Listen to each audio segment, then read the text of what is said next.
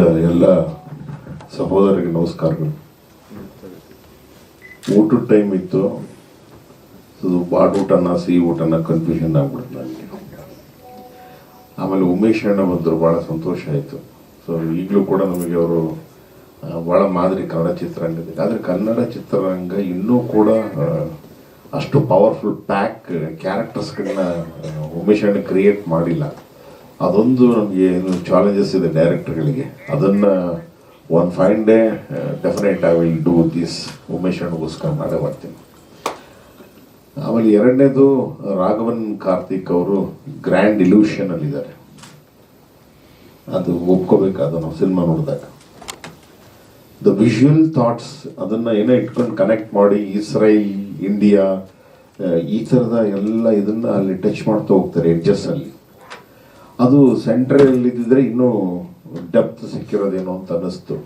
ಆಮೇಲೆ ಸ್ವತಃ ಅವರೇ ಮ್ಯೂಸಿಕ್ ಡೈರೆಕ್ಟ್ ಆಗಿರೋದ್ರಿಂದ, ಆಮೇಲೆ ಅವರು ರಾಗನ ಅಥವಾ ರಾಘನ ಅದು ನನಗೆ ಗೊತ್ತಾಗಲಿಲ್ಲ ಆ್ಯಕ್ಚುಲಿ. ಅದು ರಾಘವನ್ ಕಾರ್ತಿಕ್, ಅದು ರಾಗ ಆಗೋಗ್ಬಿಟ್ಟಿದೆ, ಟ್ಯೂನ್ ಆಗೋಗ್ಬಿಟ್ಟಿದೆ ಕನ್ನಡದಲ್ಲಿ.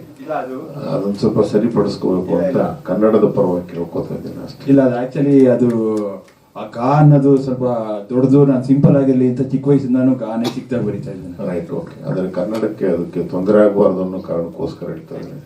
ಕನ್ನಡದ ಯಾವುದೇ ಅಕ್ಷರಗಳಿಗೂ ತೊಂದರೆ ಆದರೆ ನಾವು ಸ್ವಲ್ಪ ಹುಡುಕ್ತೀವಿ, ನಾವು ಹೋಗಿ ಅದನ್ನ ಹೇಳ್ತೀವಿ, ದಯವಿಟ್ಟು ತಿದ್ಕೊಂಬಿಡಿ ಅಂತೇಳಿ.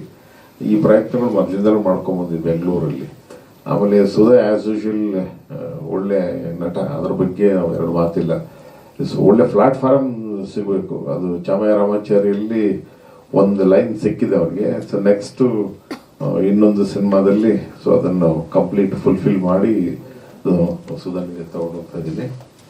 ಆಮೇಲೆ ಎರಡು ಕ್ಯಾರೆಕ್ಟರ್ಗಳು ನಮಗೆ ಅಲ್ಲಿ ಕಂಡು ಅಲ್ಲಿ ಸ್ಕ್ರೀನ್ ಮೇಲೆ. ಒಂದು ಬ್ಲೂ ಮ್ಯಾಟಲ್ಲೇ ಶೂಟ್ ಮಾಡಿರೋದ್ರಿಂದ ಅವರೊಂಥರ ರಂಗಾಯಣರಿಗೂ ಥರ ಕಂಡ್ರು ಅವರ ಕಡೆಯವರು.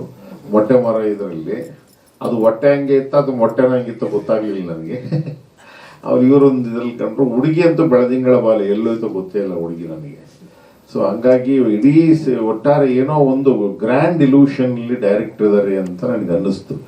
ಯಾಕೆ ಮೇಲೆ ಇರೋ 3 ದೇಶಗಳದ್ದೇನಿತ್ತು, 3+3 6 ದೇಶಗಳದ್ದೇನಿದೆಯಲ್ಲ, ಅದರ ಇಲ್ಯೂಷನ್ ಮೇಲೆ ಏನೋ ಟ್ರಾವೆಲ್ ಮಾಡ್ತಿದ್ದಾರೆ ಅನ್ನೋದು ಮಾತ್ರ ನನ್ನ ಗಮನಕ್ಕೆ ಬಂತು. ಅದಾದ ನಂತರ ಎಲ್ಲ ಸಿಲೋಟಲ್ಲಿ ಹುಡುಗ ಹುಡುಗಿ ಬಂದೋಗಿತ್ತು. ಅದು ನಾವೇನಾದರೂ ಇಮೇಜ್ ಮಾಡ್ಕೋಬೋದು, ಅದು ಏನು ಮಾಡ್ತಾ ಇದ್ದಾರೆ ಅಂತ ನಾವು ಇಮೇಜ್ ಮಾಡ್ಕೋಬೋದು ಅಂತ ಡೈರೆಕ್ಟರ್ ಬಿಟ್ಬಿಟ್ಟಿದ್ದಾರೆ ಕಾಣುತ್ತೆ ನನಗೆ. ಹಾಗಾಗಿ ನಾವು ಇಮೇಜ್ ಮಾಡ್ಕೊಳ್ಳೋದು ಏನೇನೋ ಮಾಡ್ತಿದ್ದಾರೆ ಅವರಲ್ಲಿ ಅಂತ ಅನ್ಕೋಬೋದು ಅಂತ ಅವರು.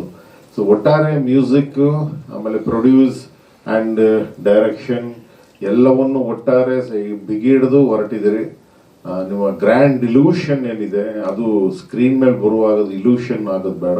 ಯಾಕೆಂದರೆ ಭ್ರಮೆಯಲ್ಲಿ ಬದುಕೋ ವಾತಾವರಣ ಇದೆಯಲ್ಲ, ಅದು ಯಾರಿಗೂ ಬೇಡ. ಯಾಕೆಂದರೆ ಮನುಷ್ಯ ಭ್ರಮೆಯಲ್ಲೇ ಬದುಕಿ ಭಾಳಷ್ಟು ಕಷ್ಟ ನಷ್ಟಗಳನ್ನು ಅನುಭವಿಸ್ತಿದ್ದಾರೆ ಇವತ್ತೆಲ್ಲರೂ ಕೂಡ. ನಾವೆಲ್ಲರೂ ಸಿನಿಮಾ ರಂಗದವರು.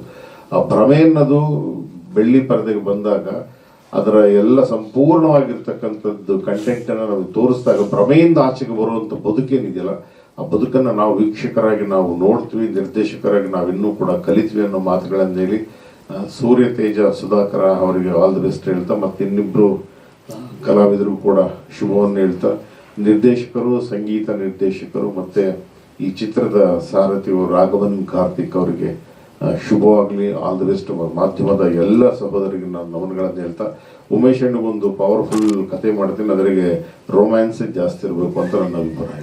ಧನ್ಯವಾದಗಳು.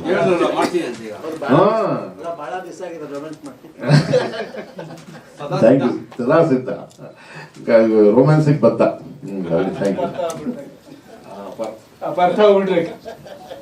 ಸ್ವಾದಿಷ್ಟತೆಯ ಸ್ವಾದ, ತಾಜಾತನದ ಆಹ್ಲಾದ, ಉತ್ತಮ ಆರೋಗ್ಯ ಮತ್ತು ಹೆಚ್ಚಿನ ರೋಗ ನಿರೋಧಕ ಶಕ್ತಿಯ ವೃದ್ಧಿಗೆ ಈಗ ನಿಮಗೆ ಸಿಗುತ್ತಿದೆ ಉತ್ತಮ ಗುಣಮಟ್ಟದ ಪೌಷ್ಟಿಕಾಂಶ Shri Vaidik millet health mix. ಇದು ಸಿರಿಧಾನ್ಯಗಳ ಸಂಪತ್ತು.